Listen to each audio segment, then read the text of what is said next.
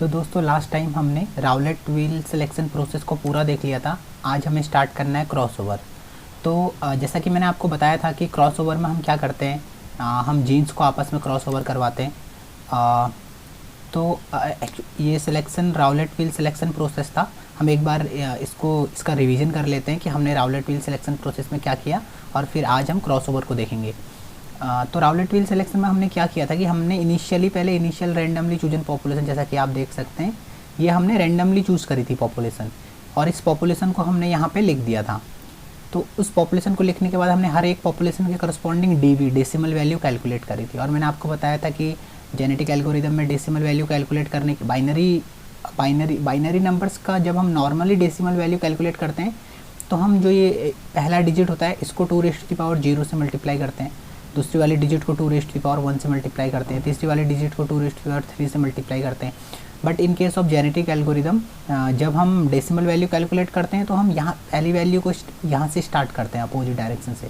तो हम 0 को 2⁻0 से मल्टीप्लाई करेंगे, प्लस 1 को 2⁻1 से मल्टीप्लाई करेंगे, प्लस 0 × 2⁻2 प्लस 1 × 2⁻3, इस तरीके से कैलकुलेट करते हैं।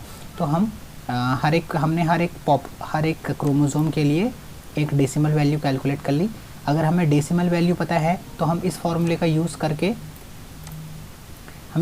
यूज़ करके हम लैम्डा की वैल्यू कैलकुलेट कर सकते हैं। लैम्डा मीन की वैल्यू हमको पता है, हमने कैलकुलेट करी हुई है ऑलरेडी 1.65। लैम्डा मैक्स पता है 2⁻L-1। एल हमें पता है लेंथ ऑफ क्रोमोसोम। एक क्रोमोसोम के अंदर कितने जीन्स होते हैं, 1 2 3 4 5 6 जीन्स हैं यहाँ पे। तो एल की वैल्यू हो जाएगी 6 2⁻L-1 into D decimal value हमने कैलकुलेट कर दी है। तो हमें लैम्डा की वैल्यू मिल जाएगी।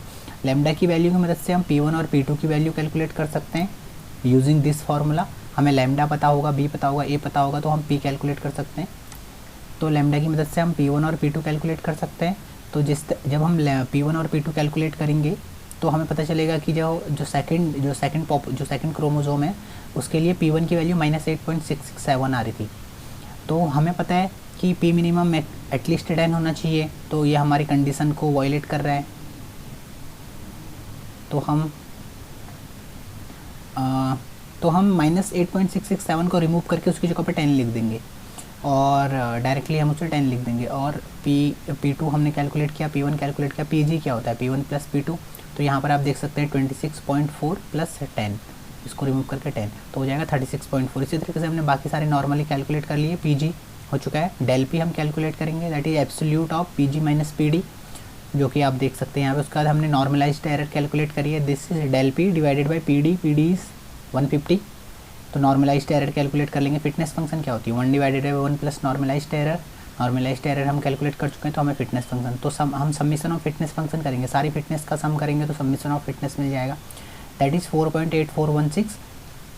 और उसके बाद हम एक्सपेक्टेड काउंट निकालने के लिए हम क्या करेंगे, एफ ऑफ आई हमने जो कैलकुलेट किया fitness divided by summation of fitness, that is 4.8416 into population size which is 6। तो हमें ये वैल्यू मिल जाएगी। सिमिलरली हम एक्सपेक्टेड काउंट कैलकुलेट कर लेंगे, और एक्सपेक्टेड काउंट में जो भी वैल्यू आई है अगर आप उसको राउंड कर दें तो आपको एक्चुअल काउंट मिल जाएगा। तो देखिए राउलेट व्हील सिलेक्शन में हम क्या करते हैं कि सबसे पहले हम इनिशियली रैंडमली चूजन पॉपुलेशन को आप यहाँ पे लिख देंगे, और फिर इस प्रोसेस में आगे बढ़ेंगे, डीवी कैलकुलेट करेंगे, लैम्डा P1। जैसे ही आप एक्चुअल काउंट कैलकुलेट करेंगे तो based on the actual count value आप दोबारा से पॉपुलेशन पे जाएंगे, पेरेंट पॉपुलेशन पे। तो अभी तो यहाँ पर सबकी एक्चुअल काउंट 1 1 1 1 1 1 है।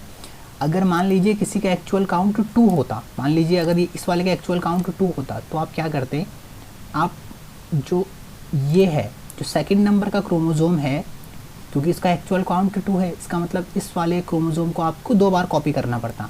तो आप इस वाले क्रोमोसोम को एक बार फिर से कॉपी करते इसी सिस्टम में, और एक सबसे लास्ट वाले क्रोमोसोम को या किसी एक क्रोमोसोम को रिमूव कर देते, क्योंकि फाइनली तुम्हारे पास पॉपुलेशन साइज 6 होना चाहिए। तो अगर सेकंड वाले क्रोमोसोम को अगर आप कॉपी कर रहे हो तो मतलब 2 बार लिख रहे हो, तो किसी एक क्रोमोसोम को हटाना पड़ेगा।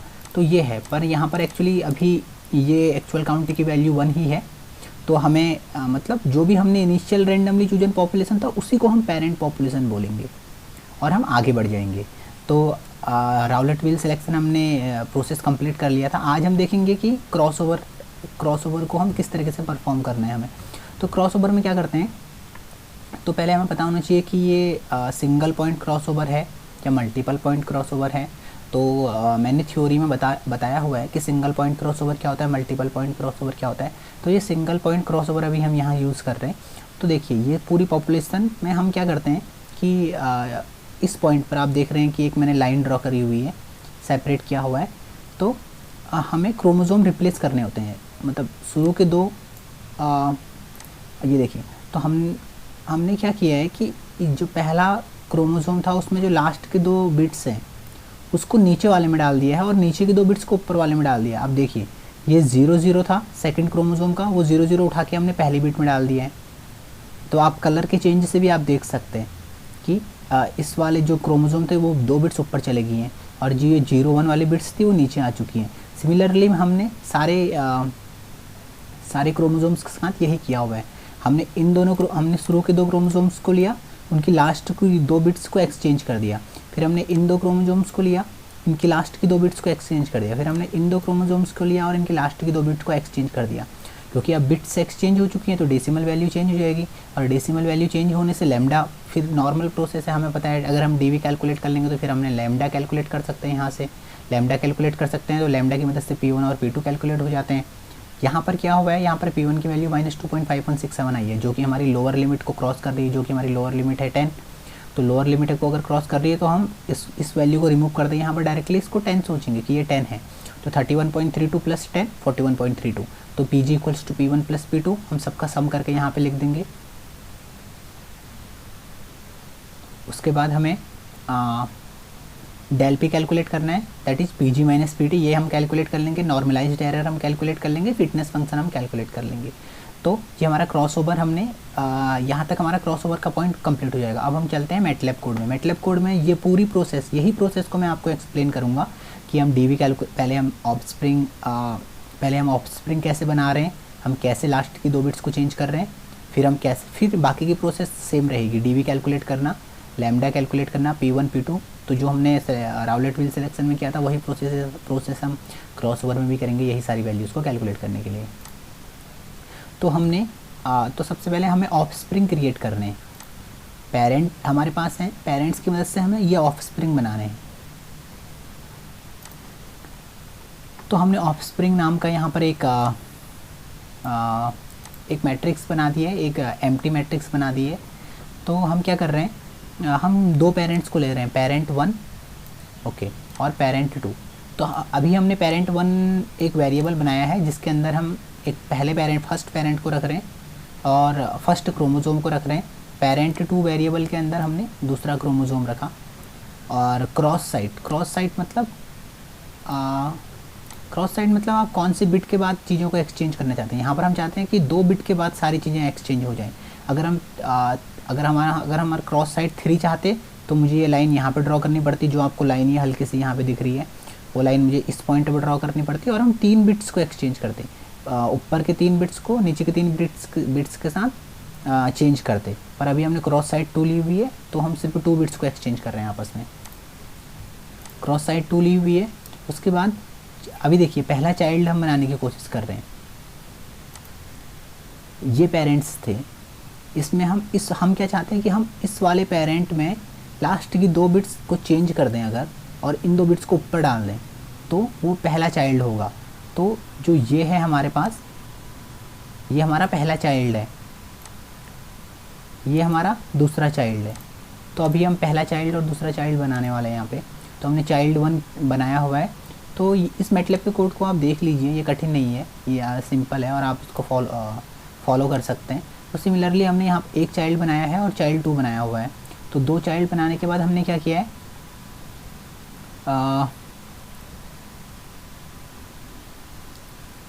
ठीक है। तो हमने ऑफस्प्रिंग के अंदर क्या किया है, इसका देखिए अभी ऑफस्प्रिंग इनिशियली ब्लैंक है। तो offspring equals to offspring child 1 child 2, मतलब ये एक मैट्रिक्स है जिसके अंदर 2 चाइल्ड आ जाएंगे। तो अभी ये ऑफस्प्रिंग मैट्रिक्स यहाँ पर क्योंकि ब्लैंक मैट्रिक्स है तो offspring equals to offspring child 1 child 2। तो ऑफस्प्रिंग मैट्रिक्स के अंदर चाइल्ड 1 और चाइल्ड 2 आ चुके हैं। तो अगर ये ऑफस्प्रिंग मैट्रिक्स थी तो इसके अंदर अभी सिर्फ ये 2 ये दो रोज़ प्रेजेंट होंगी। ओके, क्योंकि अभी इसके अंदर सिर्फ चाइल्ड 1 और चाइल्ड 2 ही आया है। उसके बाद हम क्या करेंगे, देखिए अभी ये लूप है, अभी इस पॉइंट पर हमने चाइल्ड 1 और चाइल्ड 2 को एंटर कर दिया मैट्रिक्स में। यहाँ पे हम फिर से इस फॉर लूप में ऊपर जाएंगे, n की वैल्यू n पॉप बाई 2। अभी ये n पॉप बाई 2 क्यों कर रहे हैं, क्योंकि देखिए जब हमारे पास 6 पेरेंट्स होंगे, अगर हमारे पास 6 पेरेंट्स हैं तो हम 3 बार ही क्रॉस ओवर करेंगे। इन दोनों का क्रॉस ओवर एक क्रॉस ओवर कहलाएगा, इन दोनों का क्रॉस ओवर दूसरा क्रॉस ओवर कहलाएगा, इन दोनों का क्रॉस ओवर तीसरा क्रॉस ओवर कहलाएगा। मतलब 6 पेरेंट्स हैं तो 6 से divided by 2, that is 3 bar cross over होगा। 2 पेरेंट्स का एक क्रॉस ओवर, इन दोनों पेरेंट्स का क्रॉस ओवर, तो इसीलिए हमने वो n पॉप बाई 2 लिखा हुआ है। तो हम इस लूप को 3 बार चलाएंगे। पहले लूप में हमें चाइल्ड 1 चाइल्ड 2 मिलेंगे, दूसरे लूप में हमें चाइल्ड 3 चाइल्ड 4 मिलेंगे, तीसरे लूप में चाइल्ड 5 चाइल्ड 6 मिल जाएंगे। तो इस तरीके से हमारा ऑफस्प्रिंग कंप्लीट हो जाएंगे कि हम इस पॉइंट पर अगर मैं ऑफस्प्रिंग प्रिंट करवाऊँगा, जैसा कि यहाँ पर मैं ऑफस्प्रिंग को प्रिंट करवा रहा हूँ, तो मुझको ये मैट्रिक्स मिलेगी 1 0 1 1 0 0। तो ये मैट्रिक्स हमें ऑफस्प्रिंग मिल जाएगी। उसके बाद हमें D B value, lambda, P1 P2 ये सारी चीज़ें कैलकुलेट करनी है। ठीक है, तो उसके बाद आप देख सकते हैं ये डेसिमल वैल्यू कैलकुलेट करने का कोड है इतना, जो कि नॉर्मल सिंपल है, आप इसको फॉलो कर सकते हैं, इसमें कुछ नहीं है। उसके बाद आप देखिए कि ये कोड यहाँ से यहाँ तक लैम्डा कैलकुलेट करने का है। तो लैम्डा का जो भी फार्मूला है, बस वो फार्मूला हमने लिखा हुआ है यहाँ पे। और हम ये भी देख रहे हैं कि लैम्डा जो भी हम कैलकुलेट कर रहे हैं वो अपनी लोअर लिमिट और अपर लिमिट से बाहर नहीं जाना चाहिए हमें, क्योंकि पता है कि लैम्डा की मिनिमम वैल्यू 1.65 और लैम्डा मैक्स 3.2 होना चाहिए।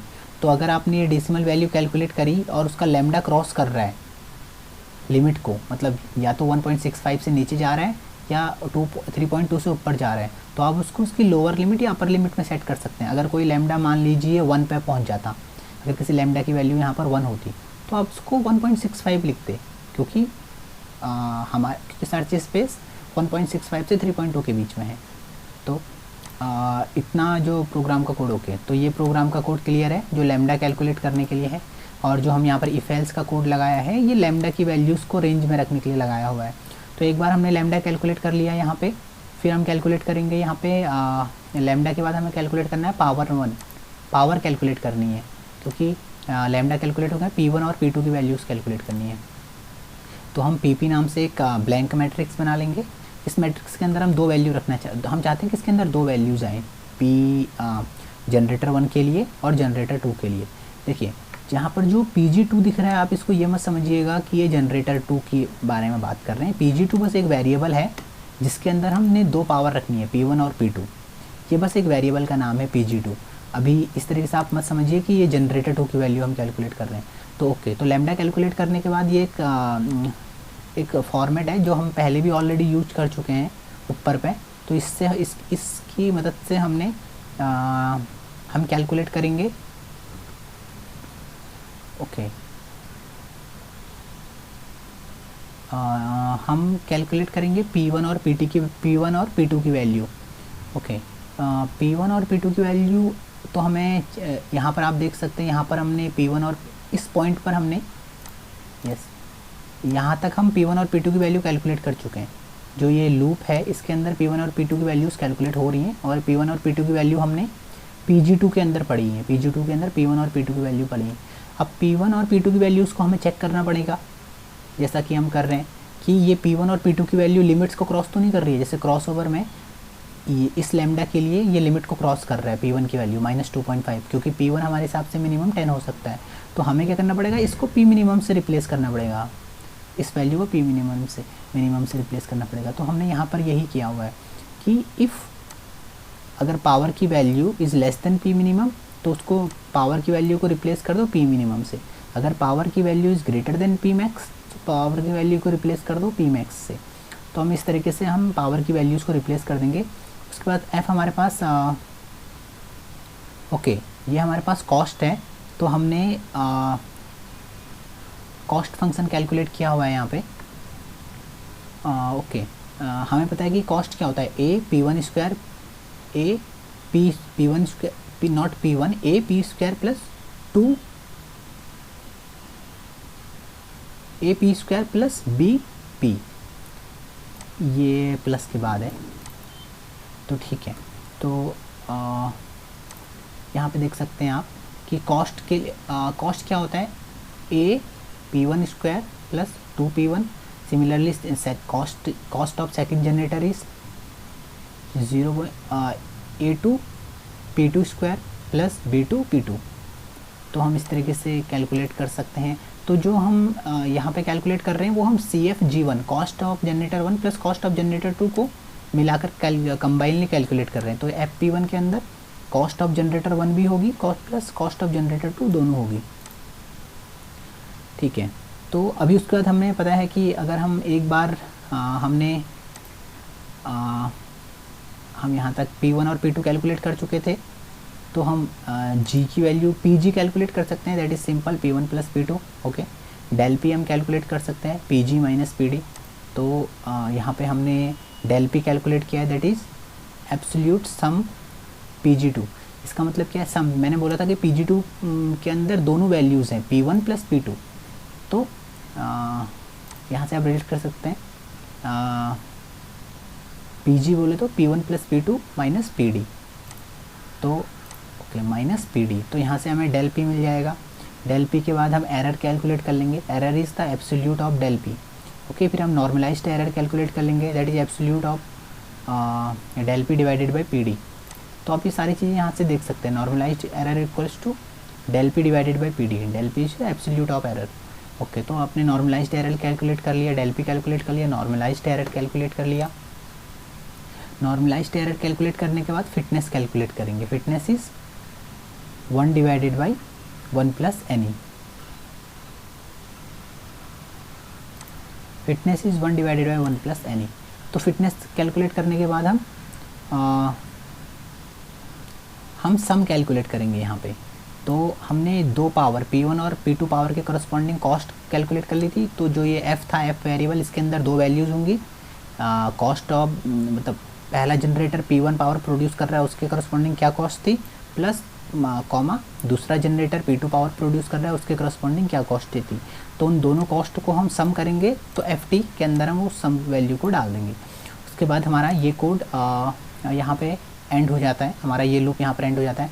तो इस लूप के एंड होती हमें क्या क्या वैल्यूज़ मिल जाएंगी। हमें लैम्डा की वैल्यू ऑलरेडी यहाँ पर मिल चुकी थी। हमने इस लूप से क्या क्या कैलकुलेट किया, हमने एरर कैलकुलेट किया है। एरर की अभी हम एरर को यूज़ नहीं कर रहे हैं, यहाँ पे एरर को हम प्रिंट करने की ज़रूरत नहीं है। हमने नॉर्मलाइज्ड एरर यूज किया है, यू की वैल्यू कैलकुलेट करी है, हमने फिटनेस की वैल्यू कैलकुलेट करी है। और जो PG2 है, PG2 मतलब हमें P1 पावर और P2 पावर, हर एक लैम्डा के कॉरस्पॉन्डिंग जो दो पावर हैं P1 पावर और P2 पावर, उन दोनों को हमने कंबाइनली PG2 के अंदर रखा हुआ है। ओके, तो इस पॉइंट पर हमारा क्रॉसओवर के लिए कोड ख़त्म हो जाता है। अभी इस पर्टिकुलर कोड को मैं एक बार रन करता हूँ और हम देखते हैं। अभी इस कोड को मैं सिर्फ एक इटरेशन के लिए रन कर रहा हूँ, हम इसको कितने भी इटरेशंस के लिए रन कर सकते हैं। तो हम क्रॉसओवर में क्या क्या प्रिंट करवाना चाहते हैं मैं तुम्हें दिखा देता हूँ। एक तो हम ऑफस्प्रिंग प्रिंट करवाना चाहते हैं। सबसे पहले हम चाहते हैं कि ऑफस्प्रिंग जो भी हमने क्रिएट किए हुए हैं यहाँ पे वो ऑफस्प्रिंग प्रिंट हो जाए। उसके अलावा हम ये सारी वैल्यूज़ को प्रिंट करना चाहते हैं, DV, लैम्डा, P1, P2, इन दोनों को हम नॉर्मलाइज्ड एरर और फिटनेस फंक्शन, शायद हम इन दोनों को प्रिंट नहीं करेंगे क्योंकि ज़रूरत नहीं है अभी, बस आप लोगों को दिखाने के लिए मैं ये वैल्यूज़ को प्रिंट कर रहा हूँ। ठीक है, तो हम अगर ऑफस्प्रिंग को प्रिंट करने वाले हैं, डेसिमल वैल्यू को प्रिंट करेंगे, लैम्डा को प्रिंट करेंगे, नॉर्मलाइज्ड एरर को प्रिंट करेंगे और फिटनेस को प्रिंट करेंगे।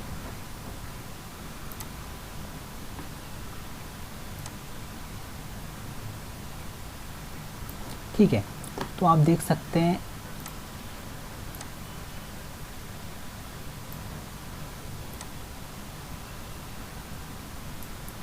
ये ऑफस्प्रिंग है जो कि 101100। तो आप पहला ऑफस्प्रिंग देखिए और मैच करिए, ये एग्जैक्टली वही है। दूसरा ऑफस्प्रिंग है 010101 तो आप देख सकते हैं कि सारे के सारे ऑफस्प्रिंग सेम है। ऑफस्प्रिंग के करस्पॉन्डिंग जो डेसिमल वैल्यू है यहाँ पे, डेसिमल वैल्यू, लैम्डा और ये नॉर्मलाइज्ड एरर, इन तीनों की वैल्यूज़ को हम मैच करेंगे। डेसिमल वैल्यू कितनी है, 13, सॉरी डेसिमल वैल्यू है 13, 42, 40, 30, 47, 26। डेसिमल वैल्यू करेक्ट है। डेसिमल वैल्यू के करस्पॉन्डिंग लैम्डा की वैल्यूज़ आप देख सकते हैं यहाँ पे, जो कि आई होप एग्जैक्टली सेम है। लैम्डा के बाद P1 और P2 की वैल्यूज़ को हमने नहीं देखा है, हमने सीधे नॉर्मलाइज्ड एरर को प्रिंट किया है। तो नॉर्मलाइज्ड एरर आप देख सकते हैं 0.7245, 0.0944, 0.4881। नॉर्मलाइज्ड एरर सारी सेम है। फिटनेस फंक्शन हमें नॉर्मलाइज्ड एरर का फिटनेस फंक्शन हमने प्रिंट किया है। तो फिटनेस फंक्शन को आप देख सकते हैं 0.577, 0.5 ये है फिटनेस, 0.5799, 0.9137, 8744। यस, फिटनेस फंक्शन भी सेम है। तो ओके, तो हमने क्रॉसओवर के स्टेप को कंप्लीट कर लिया है यहाँ पे। तो आप लोगों ने देखा कि हमने राउलेट व्हील सिलेक्शन को कंप्लीट किया है, उसके बाद हमने क्रॉसओवर के पॉइंट को कंप्लीट किया है। तो हमारा तीसरा स्टेप होने वाला है म्यूटेशन का स्टेप। तो म्यूटेशन के स्टेप में हम क्या करते हैं, हम रैंडमली, क्योंकि आपको पता है कि ये 6 पॉपुलेशन है, इसमें से आप रैंडमली कोई 2 बिट चूज़ करिए। तो बताओ, आप ये समझ सकते हैं कि आपने यहाँ पर हमने रैंडमली ये 2 बिट्स को चूज़ किया हुआ है कि हमने तीसरे पेरेंट का पहला बिट चूज किया हुआ है प्लस 6th पेरेंट का चौथा बिट चूज़ किया हुआ है, सॉरी, मतलब हमने ये तीसरे का इसको चूज़ किया हुआ है और 6th का ये बिट चूज़ किया हुआ है, और इनको हमने आपस में रिप्लेस कर दिया है। मतलब ये 0 था, ये 1 था, तो हमने इस 1 को 0 से चेंज कर दिया, 0 को 1 से चेंज कर दिया। तो आप देख सकते हैं कि यहाँ पर पहले थर्ड वाले का पहला बिट पहले 0 था, वो हमने 1 कर दिया, और जो 1 था उसे हमने 0 कर दिया। तो होगा क्या, अगर आप ध्यान देंगे ये चीज़ करने से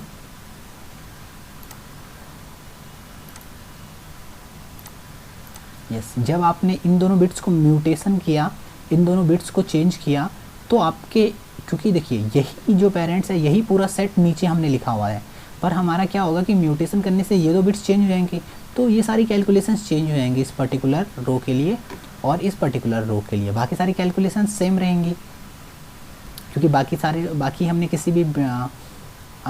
किसी भी क्रोमोसोम को छेड़ा नहीं है। तो अभी हम इन दोनों के लिए हमें फिर से कैलकुलेशन करनी पड़ेगी। तो हमने किया है, जो ओरिजिनली ये 40 था, बिट चेंज करने के बाद ये 41 हो गया, और ओरिजिनली ये 26 था, बिट चेंज करने के बाद ये 18 हो गया। और इसी जो भी नॉर्मल कैलकुलेशन थी कि 41 से फिर लैम्डा कैलकुलेट करना, P1 P2 की वैल्यूज़ कैलकुलेट करना, इनका सम कैलकुलेट करना, डेल पी कैलकुलेट करना, नॉर्मलाइज्ड एरर और फिटनेस फंक्शन कैलकुलेट करना। तो हम ये सारी चीज़ों को कैलकुलेट कर लेंगे। अब इसी को हम कोड में एक बार देख लेते हैं। तो जो भी क्रोमोसोम ने हमने जो भी कैलकुलेशंस करी हैं, वही कैलकुलेशंस को हमने करना पड़ेगा। देखिए, जो इम्पोर्टेंट चीज़ है वो है ये जो हम डिफरेंस क्रिएट कर रहे हैं शुरू में, हम जो यहाँ पे हमने जो 2 ऑफस्प्रिंग को चेंज किया है, ये इम्पोर्टेंट है, ये पॉइंट समझने वाला है। बाकी सारी प्रोसेस सेम रहेंगी। तो ठीक है, तो हम म्यूटेशन में जाते हैं। जो ये कोड, ये जो 2 लाइंस हैं, पहली ये वाली लाइंस R1 और B1, ये 2 लाइंस, ये एक्चुअली इन दोनों लाइंस को मुझे यूज़ करना चाहिए था, पर इन दोनों लाइंस, क्योंकि देखिए म्यूटेशन जब भी हम करते हैं तो जो बिट्स होती हैं, हम रैंडमली किसी भी बिट को चूज़ कर सकते थे, और वो हमेशा रैंडम ही होना चाहिए कि पहले अगर इटरेशन में अगर ये और ये बिट चूज़ हुई है तो अगले इटरेशन में ये और ये बिट चूज़ हो जाए। किसी इटरेशन में 0 और किसी इटरेशन में 0 भी चूज़ हो सकती हैं, क्या पता दोनों बिट्स 0 हों, तो उनको म्यूटेट करने से कोई फ़र्क नहीं पड़ेगा। तो उस वाले स्टेप में म्यूटेशन का कोई फ़र्क नहीं होगा।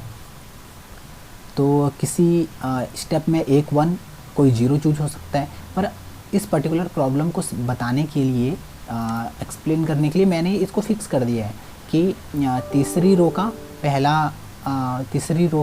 पहला बिट चेंज करो और छठी रो का चौथा बिट चेंज करो। तीसरी रो का पहला बिट चेंज करना है और छठी रो का चौथा बिट चेंज करना है, इस पर्टिकुलर एग्जांपल को आपको एक्सप्लेन करने के लिए, ताकि आपको मैटलब में रिजल्ट्स दिख सकें। पर जब आप रियल टाइम में करेंगे तो आप इतने कोड को रिमूव करेंगे, ओके, इफ से लेकर ये B1 तक, और जो ये 2 लाइंस हैं R1 B1, इसे अनकमेंट कर देंगे और इन दोनों लाइंस को यूज़ करेंगे R1 B1, और इतने कोड को आप कमेंट करके या डिलीट कर दीजिए या कमेंट कर दीजिए। ओके, तो यहाँ से मैंने बिट्स चेंज कर ली। ओके, तो हमने बिट्स चूज़ कर ली कि हमें कौन सी बिट्स को रिप्लेस करना है। तो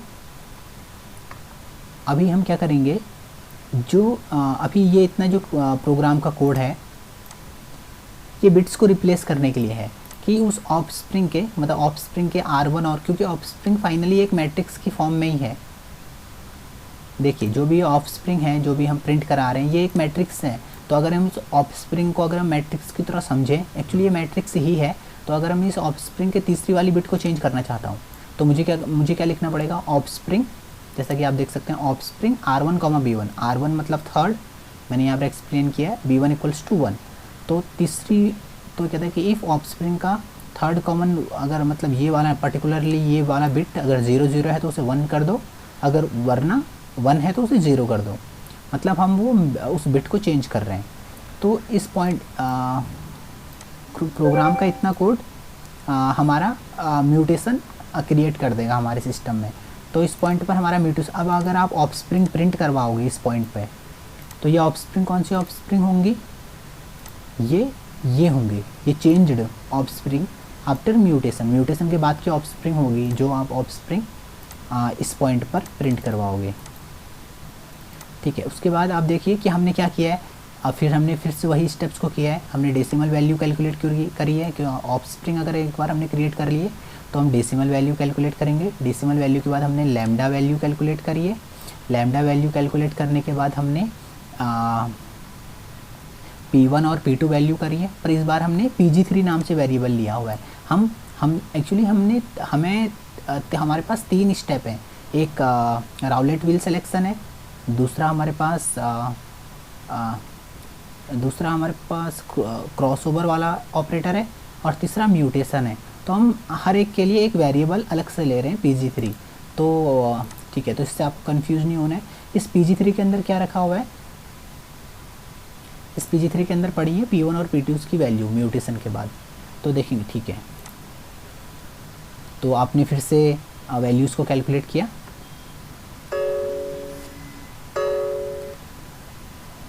सॉरी, तो आपने ओके, तो इस पॉइंट पर आपने सारी ओके, तो आपने एरर कैलकुलेट करी फिर से जो ओके, किस पॉइंट पे थे हम, इस पॉइंट तक हमने म्यूटेशन कंप्लीट कर लिया था।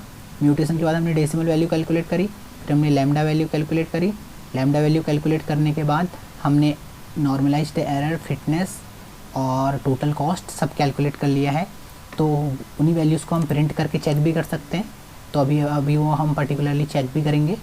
ठीक है, तो अभी हम इस पॉइंट तक चेक कर लेते हैं कि म्यूटेशन के बाद हमने जो भी लैम्डा की वैल्यू हमने जो भी हम लैम्डा है, जो भी नॉर्मलाइज्ड एरर है, जो भी फिटनेस है, और जो म्यूटेशन हुआ है क्या वो सही है कि नहीं है। ठीक है, तो हम जाते हैं कोड में। ठीक है, तो डेसिमल वैल्यू ओके,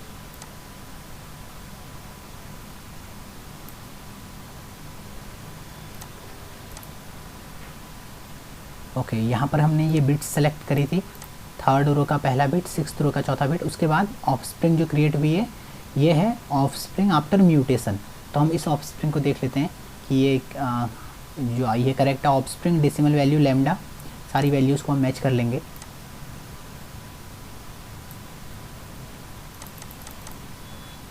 तो आप देख सकते हैं ऑफस्प्रिंग की वैल्यूज़ को आप मैच करिए 1 0। ओके, थर्ड वाले को मैच करिए क्योंकि थर्ड वाले में हमने बिट चेंज किया था। तो 1, ये आप इस 1 के साथ देख सकते हैं जो कि इनिशियली 0 था और 1 हो चुका है अभी। और सिक्स्थ का चौथा बिट, यस, ये पहले 1 था जो कि अब 0 हो चुका है जैसा कि आपको दिख रहा है। और ये पहले 0 था, यहाँ पर आप देख सकते हैं ये तीसरा बिट, ये जो पहले 0 था वो 1 हो चुका है, और ये जो 1 था ये 0 हो चुका है। तो आपको देखते हैं ऑफस्प्रिंग आफ्टर म्यूटेशन आप हमको करेक्टली मिला है। डेसिमल वैल्यूज़ कैलकुलेट हुई हैं 30 42 41, 13 42 41, 30 47 18 करेक्ट है। लैम्डा वैल्यूज़ भी करेक्ट हैं अगर आप देखिए। उसके बाद हमने मैच करना है नॉर्मलाइज्ड एरर और फिटनेस को हम एक बार मैच कर लेते हैं।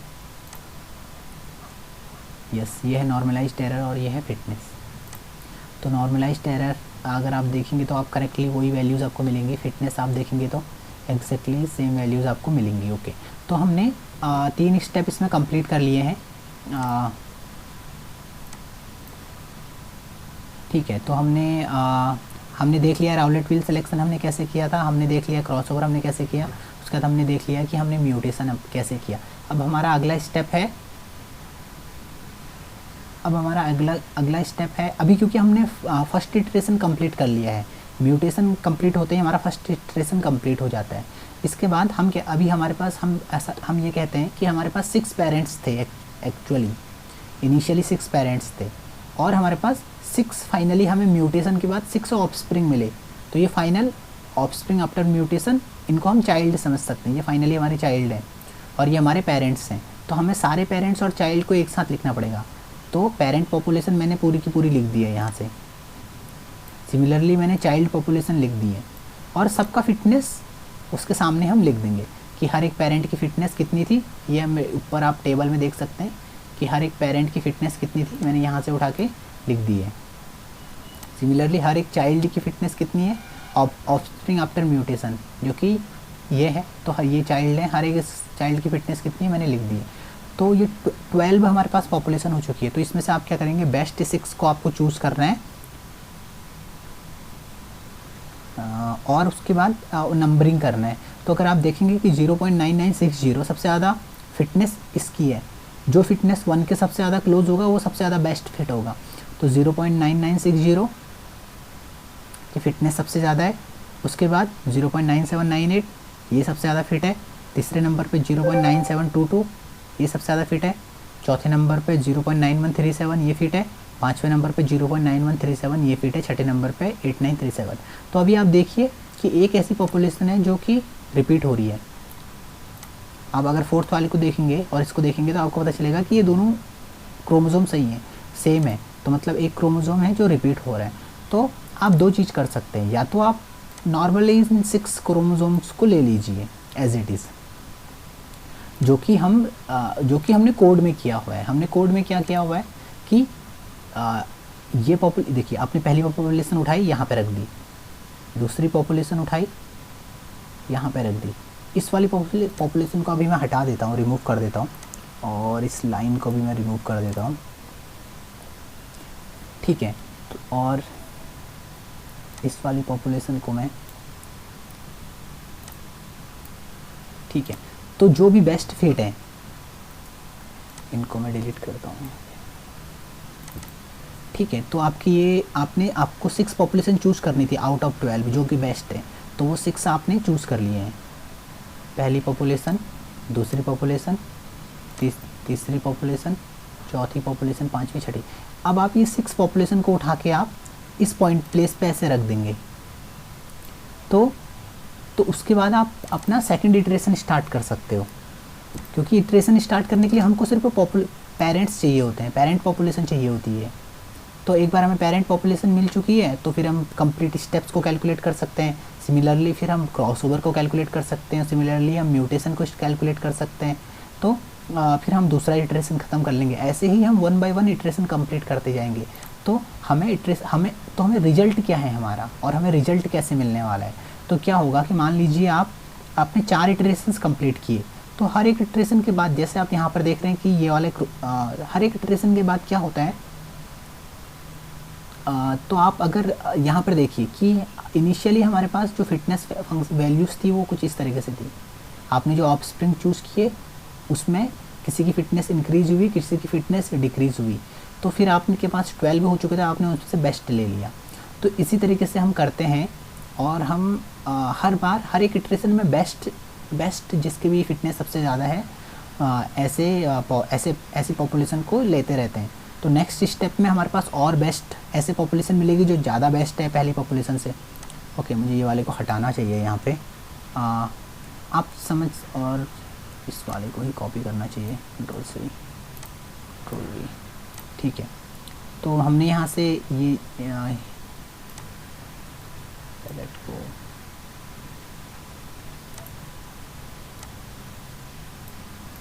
ठीक है। तो हमारे पास 1 2 3 4 5 6 थे, और ये 6 पॉपुलेशन को मैंने यहाँ पे कॉपी पेस्ट कर दिया था। तो ये पॉपुलेशन मैं उठा के यहाँ पे रखूँगा और फिर से प्रोसेस स्टार्ट कर दूँगा, तो वो इटरेशन 2 कहलाएगा। तो इस बार इनिशियली जो पेरेंट्स हमने चूज़ किए थे वो रैंडमली चूज़ किए थे, पर अब जो नेक्स्ट इटरेशन के लिए पेरेंट्स मिले हैं वो पूरी कैलकुलेशन म्यूटेशन करके और क्रॉसओवर करके मिले हैं। तो वो पेरेंट्स हमारे बेटर हैं, तो इनकी जो फिटनेस फंक्शन है वो बेटर है। और नेक्स्ट स्टेप में जब यहाँ इसके बाद जब आप नेक्स्ट स्टेप में पहुँचोगे, फिर आप फिर से कैलकुलेट करोगे, तो जो आपको पेरेंट्स मिलने वाले हैं उनकी फ़िटनेस और बेटर होगी। तो एक टाइम आएगा सारे पेरेंट्स की फ़िटनेस बेटर हो जाएगी, सारे पेरेंट्स की फ़िटनेस बढ़ते जाएगी और एक पर्टिकुलर पॉइंट पर आके रुक जाएगी। तो वो पर्टिकुलर पॉइंट हमारा मोस्ट फिट होता है। मतलब उस समय आप समझ, जब सारे क्रोमोज़ोम एक ही क्रोमोज़ोम बन जाएं, जब सारे क्रोमोज़ोम सेम हो जाएं, तो उस समय हम ये समझते हैं कि हमारा हमारा आंसर वही, उस क्रोमोज़ोम के रिगार्डिंग जो लैम्डा की वैल्यू होगी वही हमारा आंसर होगा। तो एक बार मैं कोड में जाके आपको यही सारी चीज़ें बताता हूँ।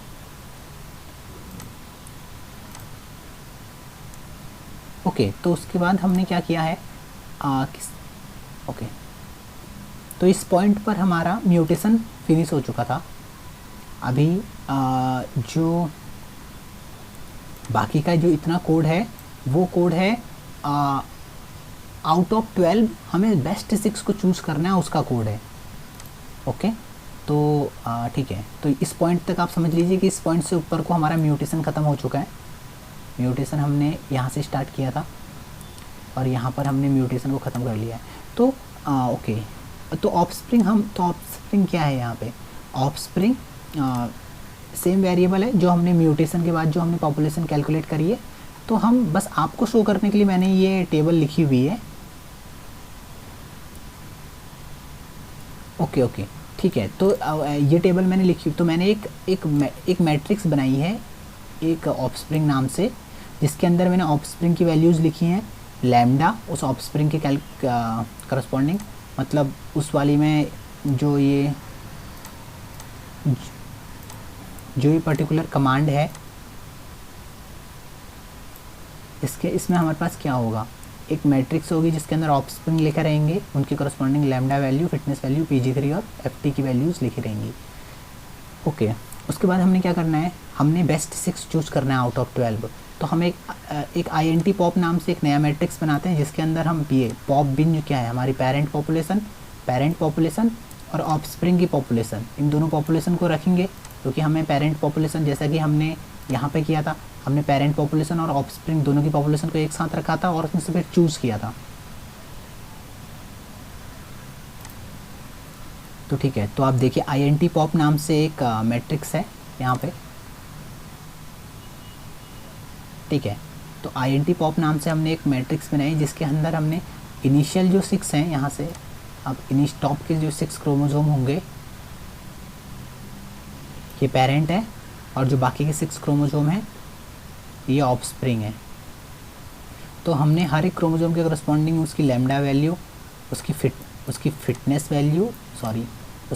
वैल्यू P1 और P2 और कॉस्ट कि कितना कॉस्ट है हमारे जनरेशन का, cost of the generation by generator 1 and generator 2, that is the total cost is the last column. तो हमने INT पॉप की मैट्रिक्स में सारी चीज़ें डाल दी। अभी हमने क्या करना है कि इसमें से हमें सेपरेट करना है कि सबसे बेस्ट कौन है, उनको छांटना है और उनको लिखना है। तो हम M नाम से हमने एक वेरिएबल लिया है, जिसके अंदर हमने जो भी फिटनेस फंक्शन है, ये फिटनेस है ये वाला रो, हमने इसको सॉर्ट करना है। सॉर्ट मतलब डिसेंडिंग ऑर्डर में। तो सबसे बड़ी वैल्यू जो सबसे ज़्यादा फिट है 0.9960, तो उसको आप सबसे पहले लिखेंगे। उसके बाद 0.97, 0.922, 0.9137, 0.9137 एंड 0.8936। तो ये टॉप अभी क्या हो गया, आउट ऑफ दिस 12 हमने इनको based on their fitness function sort कर लिया है। उसके लिए अगर आप कमांड देखेंगे तो आपको दिखेगी यहाँ ये कमांड है। तो हमने M नाम का एक वेरिएबल बनाया और हमने डिसेंडिंग ऑर्डर में सॉर्ट कर लिया है। ये n बिट्स प्लस 2 क्या है, n बिट्स की वैल्यू के नंबर ऑफ बिट्स कितने हैं, 6 बिट्स हैं, मतलब that is the chromosome length. Plus two क्यों कर रहे हैं हम, क्योंकि 6 बिट्स हैं, 1 2 3 4 5 6, 6 bits plus 1 7th bit plus 2 8th bit, क्योंकि जो हमारा फिटनेस वैल्यू है वो 8th बिट के अंदर पड़ा हुआ है, वो 8th मतलब 8th नंबर पे पड़ा हुआ है। तो हम इसलिए यहाँ पे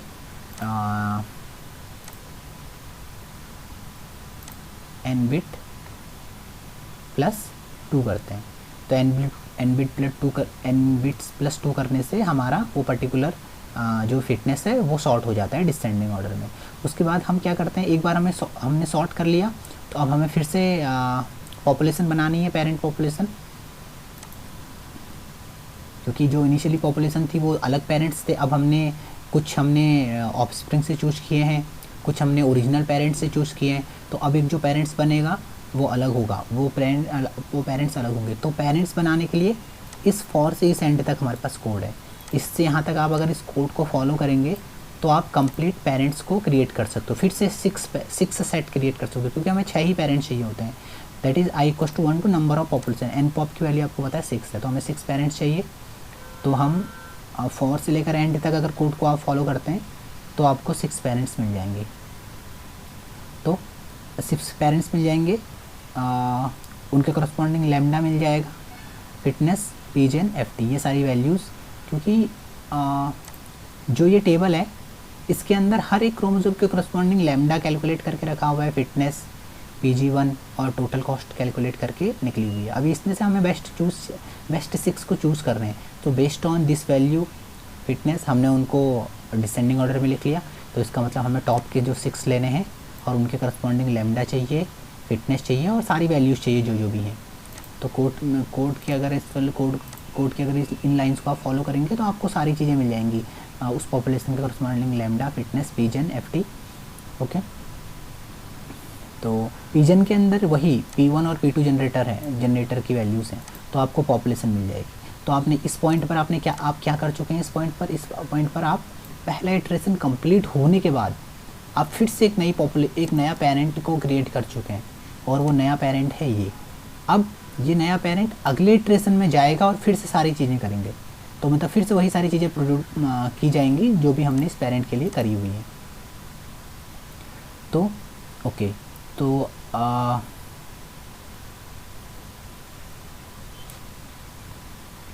ओके, अभी हमें बेस्ट सॉल्यूशन और बेस्ट कॉस्ट देखना है। तो देखिए, क्योंकि जब हमने अपने पेरेंट को सॉर्ट कर दिया है बेस्ड ऑन द फिटनेस, तो अभी ये पहला इटरेशन चल रहा है, तो ऐसे ही हम कितने भी इटरेशन चला सकते हैं। तो मान लीजिए पहला इटरेशन चल रहा है, पहले इटरेशन के बाद हमको बहुत सारे पेरेंट्स मिले, हमने उसको सॉर्ट कर दिया। सॉर्ट करने के बाद सबसे टॉप पे जो सबसे टॉप का जो पेरेंट होगा वो सबसे ज़्यादा फिट होगा, क्योंकि हमने बेस्ड ऑन द फिटनेस उनको सॉर्ट किया हुआ है। हमने based on the fitness sort किया हुआ है 009। सो जो पॉपुलेशन जो बन के आएगी, ये जो नेक्स्ट इटरेशन के लिए जो पॉपुलेशन बन के आई है, इसका जो सबसे पहला वाला क्रोमोसोम होगा ये सबसे ज़्यादा फिट होगा 0.9960, क्योंकि हमने बेस्ड ऑन द फिटनेस सबको सॉर्ट किया हुआ है। तो वो कहता है कि इस वैल्यू के करस्पॉन्डिंग जो लैम्डा है वही हमारा सॉल्यूशन होगा। तो पहले इटरेशन पे अगर आप अपने सिस्टम से पूछोगे सॉल्यूशन क्या है, तो सिस्टम बोलेगा कि सॉल्यूशन है 2.7817। अब आप नेक्स्ट इटरेशन पे जाओगे तो आपको नया सेट ऑफ पेरेंट्स मिलेंगे, क्योंकि नेक्स्ट इटरेशन के बाद फिर से पूरी कैलकुलेशन होंगी और नए पेरेंट्स होंगे। उस पेरेंट्स में सबसे ज़्यादा फिट होगा, क्या पता कि कोई इस पॉइंट से भी ज़्यादा फिट हो, कोई 0.997 किसी की फिटनेस आ जाए तो वो ज़्यादा फिट हो जाएगा, तो उसके करस्पॉन्डिंग जो लैम्डा की वैल्यू होगी आपको वो टॉप पे आ जाएगी, तो आपको उसको सॉल्यूशन की तरह ट्रीट करना होगा। तो इस सॉल्यूशन के करस्पॉन्डिंग जो कॉस्ट होगी वही आपकी बेस्ट कॉस्ट भी होगी। बेस्ट कॉस्ट मतलब मिनिमम कॉस्ट, कि मतलब जब जनरेटर बेस्ट कॉस्ट मतलब कि कि जब पहला जनरेटर P1 पावर को प्रोड्यूस कर रहा है, दैट इज़ 65.1455, और जब दूसरा जनरेटर P2 पावर को, दैट इज़ 85.4497, तो हमारे सिस्टम की कॉस्ट होगी 338.6917 रुपीज़। इतनी कॉस्ट होगी, जो कि सबसे मिनिमम कॉस्ट होगी हमारे सिस्टम की, पावर सिस्टम के ऑपरेट होने की। और हमको जो लैम्डा मिला है वो है 2.7817। ये अभी हमें एक इटरेशन के बाद मिला है, तो हम ऐसे ही कितने इटरेशन भी चला सकते हैं। ओके, तो यहाँ पे ओके, तो ये तो हम देख चुके हैं। हाँ, बेस्ट सॉल्यूशन हमने देख लिया, बेस्ट हमने कॉस्ट देख लिया, तो वही बेस्ट सॉल्यूशन और बेस्ट कॉस्ट को मैंने प्रिंट किया हुआ है। तो iter equals to iter plus 1 हो जाएगा, और हम ऊपर पहुँच जाएंगे।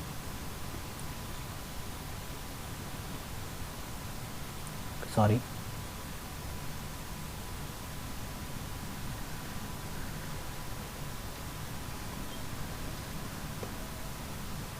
ओके, तो अगर मैं इस कोड को देखिए, पहले अभी मैं क्या करता हूँ कि मैं जो भी मैंने क्रोमोसोम्स यूज़ करे हुए हैं, मैं किसी एक क्रोमोसोम को चेंज करता हूँ। मान लीजिए मैं चौथे वाले क्रोमोसोम को चेंज कर रहा हूँ, क्योंकि इनिशियल पॉपुलेशन हम कुछ भी रख सकते हैं।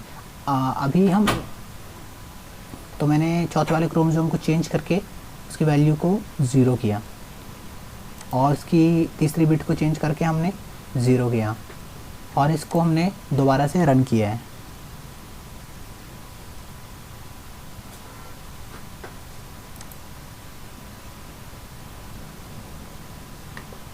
तो देखिए क्या होगा जब हमने इसको रन किया है। तो देखिए इस वाले केस में आपको बेस्ट कॉस्ट कितनी मिली है, 328.4711। बेस्ट सॉल्यूशन कितना है, 2.75। देखिए पहले इटरेशन के बाद आपकी पॉपुलेशन ये है, तो आप देख सकते हैं कि सबसे ज़्यादा फिट है 0.9798। यस, उसके बाद फिट है, और फिटनेस धीरे धीरे करके डिक्रीज हो रही है। तो अभी ये सिर्फ एक इटरेशन के लिए रन हुआ है।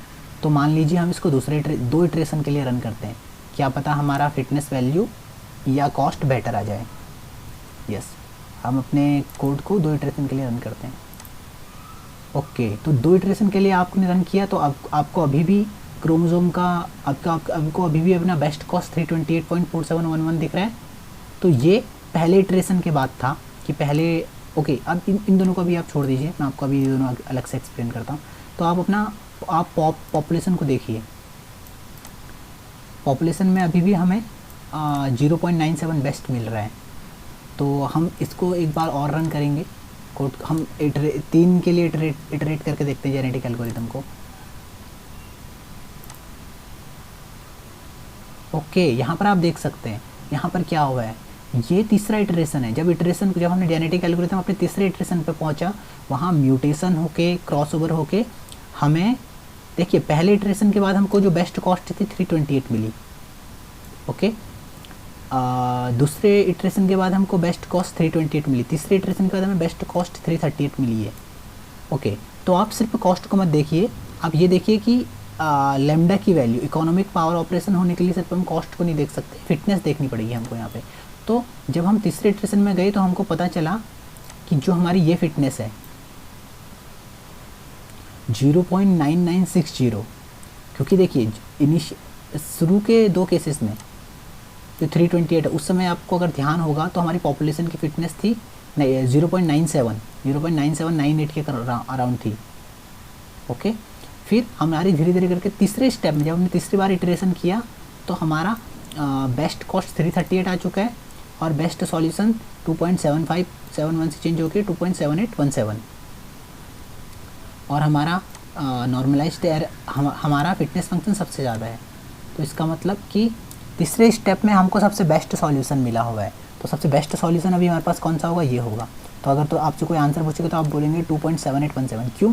क्योंकि उस पॉइंट ऑफ टाइम पर हमारी फिटनेस सिस्टम की सबसे ज़्यादा है, दैट इज़ 0.9960। आप सिर्फ कॉस्ट को देख के ये डिसाइड नहीं कर सकते कि यहाँ कॉस्ट 328.4711 है। ये 3 कॉस्ट क्यों दिखा रहा है, पहला क्वेश्चन ये है। ये 3 कॉस्ट इसलिए दिखा रहा है क्योंकि हमने 3 बार इटरेशन किया है। पहले इटरेशन के बाद रिजल्ट है ये और ये, दूसरे इटरेशन के बाद रिजल्ट है ये और ये, तीसरे इटरेशन के बाद रिजल्ट है ये और ये। तो आप तीसरे इटरेशन में देखिए, तीसरे इटरेशन में फिटनेस कितनी है, 0.9960, जो कि पहले और दूसरे इटरेशन की फिटनेस से ज़्यादा है। तो हम तीसरे तो जिसकी फिटनेस सबसे ज़्यादा है हम उसके करस्पॉन्डिंग रिजल्ट्स को ले लेंगे यहाँ पर। एक्चुअली हम आउटपुट में फिटनेस का भी ड्रॉ कर सकते थे कि पहले इटरेशन में हमको कितनी फिटनेस मिली है। ओके, हम देख लेते हैं यहाँ पे।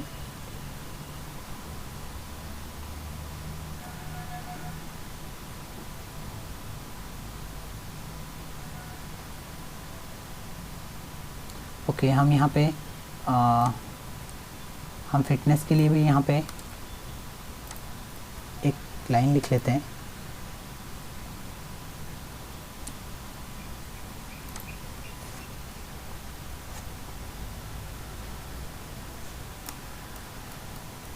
Best fitness hitter. अभी हमें देखना पड़ेगा कि फिटनेस कौन सी वाली बिट पर है। 1 पे क्या था सॉल्यूशन।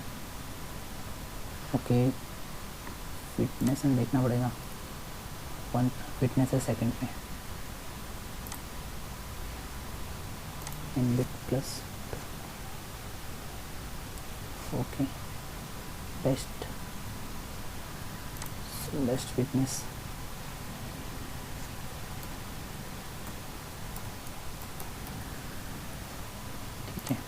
ठीक है, अभी हमने फिटनेस को भी ऐड कर दिया है, तो अभी मैं इसको फिर से रन करके देखता हूँ।